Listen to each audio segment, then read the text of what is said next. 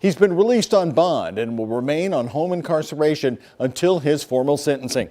Late last night, he was convicted of killing the LMPD Detective Deidre Mengedoht on Christmas Eve in 2018 while he was behind the wheel of that MSD tanker truck, slamming into her police cruiser during a traffic stop under the Belvedere on I-64.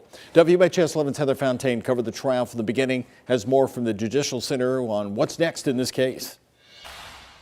This trial lasted for 5 days. Jurors heard from more than 24 witnesses. And after it all, they found Roger Burdette guilty of murder and recommended a 27-year prison sentence. We, the jury, find Mr. Burdette guilty of murder, signed by the foreperson and dated today's date. Is that a unanimous verdict? Yes, Your Honor. Ma'am, I'm sorry to ask you to leave, but I'm going to have to ask you to leave, please. Thank you.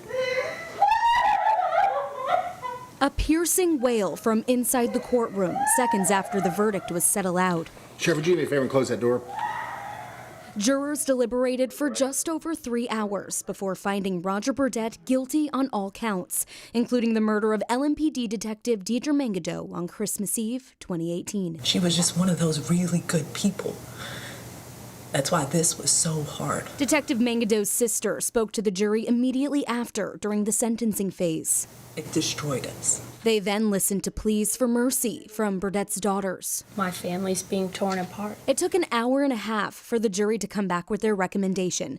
27 years for murder, 5 years for the wanton endangerment, to be served at the same time. I think it's appropriate. I think the jury was very thoughtful in all of their deliberations, and they obviously weighed everything that we asked them to weigh, and the family was comfortable with the outcome. Christy Gray led the Commonwealth's case in court, presenting evidence that showed the 63-year-old had taken prescription pills and was watching porn when his MSD tanker truck slammed into the back of her police cruiser on I-64 near the Belvedere, setting the car on fire and killing her. Do you think that him watching pornography was kind of a big selling point in the verdict? I don't think it was what he was watching. I think it was the fact that he was watching a video while he was driving a tanker truck. He put so many lives at risk, not just hers. Gray was back in court this morning, along with Burdette and his legal team for the bond hearing. Judge McKay Chavan allowing Burdette to serve time at home until the formal sentencing on December 17th. There's a lot of information that says that Mr. Burdette's not going to run to Canada, he's not going to Mexico, he's not going to go on a crime spree. Burdette has already served nearly 3 years on home incarceration since his arrest in 2018.